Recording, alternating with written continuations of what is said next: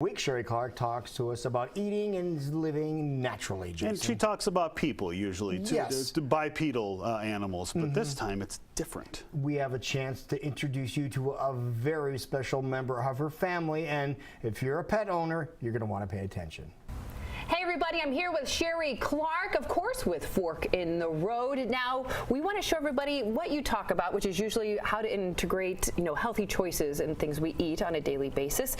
There's other ways that we can find fulfillment in our lives besides food. And we're here to talk about one that involves a furry friend. We're here to talk about pets, and pets are really an important part of a healthy lifestyle.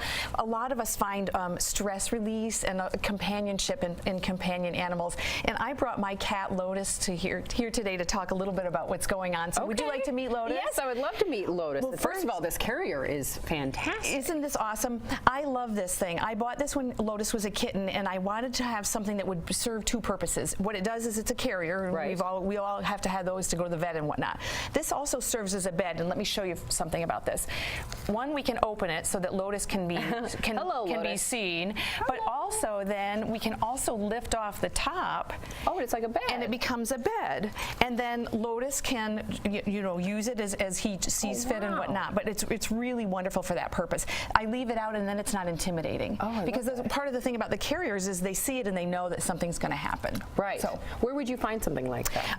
If you were to look at the local pet stores rather than the chains, can oftentimes order us things, and that this is called a sleepy pod, and I think this is a great one. Yeah. They come in different sizes and different colors. It's a great idea. Yeah. All right. So what else do we need for our pets to make sure everyone's in a good when you've got a cat like Lotus, I have chosen not to declaw. So I have purchased a scratching post, and this is the scratching post that I really like. It's kind of like a piece of furniture, and you can see that he uses it.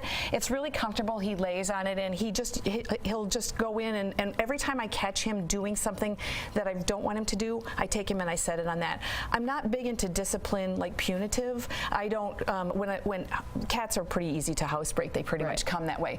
But rather than punishing, I reward for good behavior. So when he's using that, I pet him. Okay. Oh, I love this, how it looks like a piece of furniture, like almost like an art piece. It does, exactly. Yep. So let's talk. You mentioned about nutrition. That's really, to me, the key and the most important thing that we can do for our pets. And so Lotus, when I start talking about food, Lotus wants to come back. Many of us have seen some inexpensive cat food. Yeah, you always see the cheap pet food brand in the can, and always sitting right there. It's tempting. It's tempting to do that. This is 59 cents for a big can. It says on the outside, fish flavor cat food, which already starts to scare me. Then when you start reading the ingredients, we've got chicken. First ingredient in fish cat food is chicken, okay. Water sufficient for processing, chicken byproducts, corn, all kinds of things that I don't want to be feeding my pet. So I choose to go with a little bit of a higher end food. I also feed Lotus some raw foods. So it's really important to remember his coat, his behavior, his demeanor, and his future health depends on what I feed him. So that's really, really important. Right, so we want them around as long as possible. Are there certain things we should watch out for? Like if we see that certain ingredient and be like, the whole byproduct thing bothers me because byproducts, what they are is the remnants on the slaughterhouse floor and all those kinds of things. Corn is not something that a cat would typically eat in the wild. Other things, sometimes carrageenan, some other preservatives. If the list is this long, just like with humans, if the list is that long, I would probably avoid it. Okay, good to know. All right, so other ways to make our pets happy. Entertainment, and maybe we can get Lotus to come back and play with a toy. Who knows?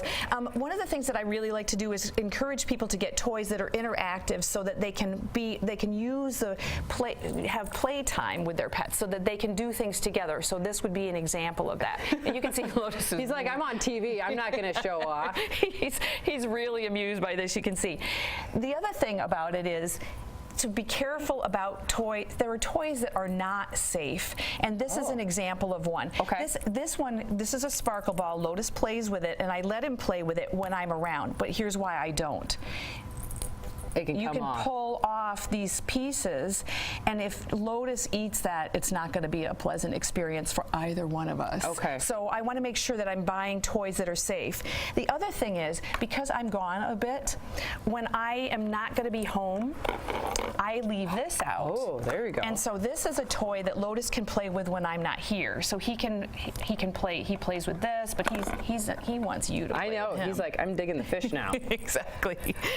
So he can play with that by himself and whatnot. So have a variety of toys and a lot of things, and be thoughtful about the things that you buy and use, and keep them clean. You know, they get soiled or whatever, and just Right. wipe them down. Okay. Next thing is grooming.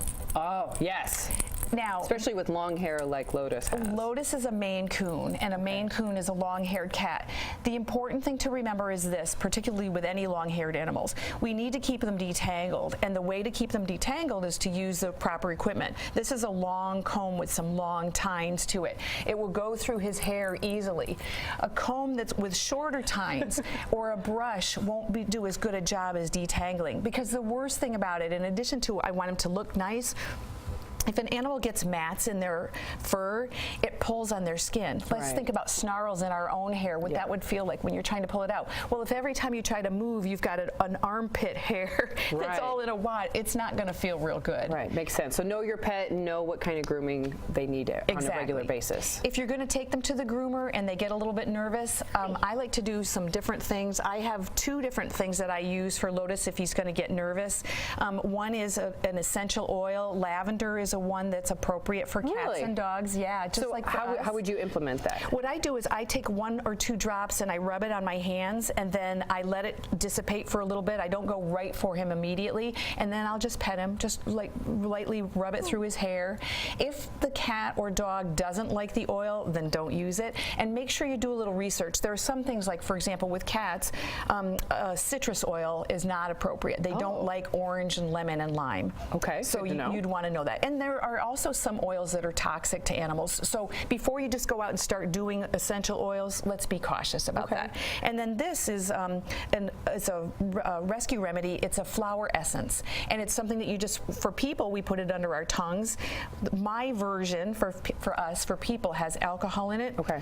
The one for animals and for children is tinctured with glycerin, so it's there's no alcohol in it, and he really enjoys that, and it calms him down. So Wow. lots of things to know about. And where would you pets. find something like this? At a natural food store, at a pet store. They would carry something like that. Yep. Wow. So there are lots of ways to keep our companion animals happy. I think the important thing to do is to just be mindful the things that matter to us and our health are the same things that matter for them. Right, makes sense. Great advice. Besides just, making better steps in your life to eat healthier, there's other things you can do to make you happy and make your life complete. Well, thank you, Sheree Clark, very much. If people want more information, where can they go? They would go to www.fork-road.com, and I'm happy to answer any questions anybody has. Perfect. And enjoy your pets. Get out there, enjoy your pets, and pamper them with some new gifts out there as well. We'll be right back with more on Great Day.